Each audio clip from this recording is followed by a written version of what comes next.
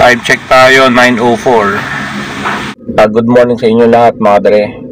So may natanggap tayong text kay Grab na na-release na daw yung ano natin, CPC natin. No? Pupuntahan namin ngayon. Hindi muna tayo bumiyahe, no? Pupunta kami ngayon sa Grab Greenfield sa Shaw Boulevard para kunin na nga yung ano namin, CPC namin, no? So hindi ko nga alam, no? Wala pa ako nakikitang yellow plate. Kasi balita ako dati kapag ano na, may prangkisa ka na yata, no? Hindi ko alam kung papalitan na yun natin, yung plaka natin na yellow plate. Yun nga, mabilis sila mag-process ng ano ngayon, no? CPC, no? Kasi red-diretso yung ano natin, renew natin ng ano every 3 months yung PA natin. Yung dati nating sasakyan, umabot din ng 5 years, no? Yung hatchback natin na pula sa red car namin. Tagal na yun. Ito, mga magdadalawang taon pa lang na-release na kagad yung CPC. Balita ko rin, every year yung renewal nito. Hindi katulad ng PA, no, every 3 months. So tingnan na rin natin kung anong mga dapat gawin. Tanong tayo dun sa loob ng Greenfield Grab.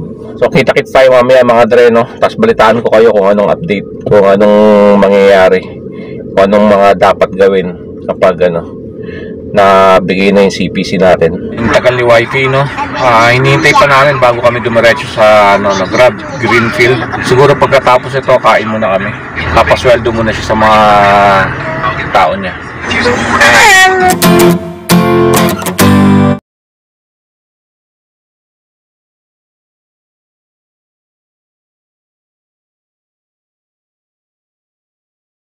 So ayun nga yung natanggap namin na message kay Grab. So pagas muna tayo mga dre para all goods bago tayo pumunta Grab Greenfield. So pupunta pa lang kami mga dre dun sa ano sa Greenfield Grab Shaw Boulevard, no. Kakatapos lang namin kumain ng pananghalian. Kasi mga dre, no, every 3 months nagte-text si Grab para i-upload sa ano niya yung renewal ng PA natin. So every 3 months yun. Lagi tayo nire-remind ni Grab.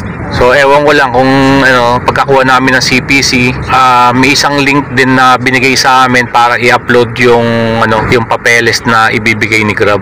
Ewan ko lang kung sa LTFRB yun or ano, sa Grab din yung link na binigay nila para i-upload yung ano namin, papeles namin na CPC. Okay mga dre, andito na tayo sa Grab Greenfield, Mandaluyong. Hirap kasi dito mag-park eh. Yan, sa bandang left lang yan. Diyan tayo pupunta mamaya sa loob. Diyan, parado tayo.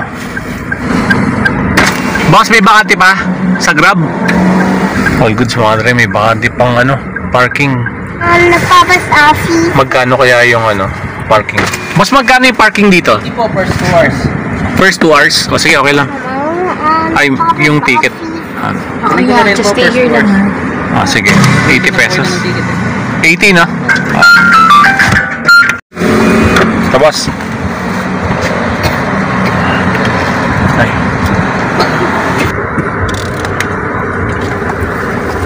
Yun, walang tao yata sa Grab na yun. Walang pila. So dito muna yung namin, no, sakyan. Walang pila. All goods.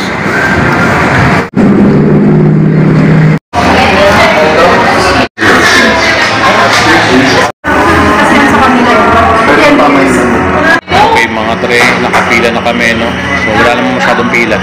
So waiting lang kami ng number namin para tawagin kami. 2026. All goods na mga tre, natapos na. Nakuha na namin yung CPC.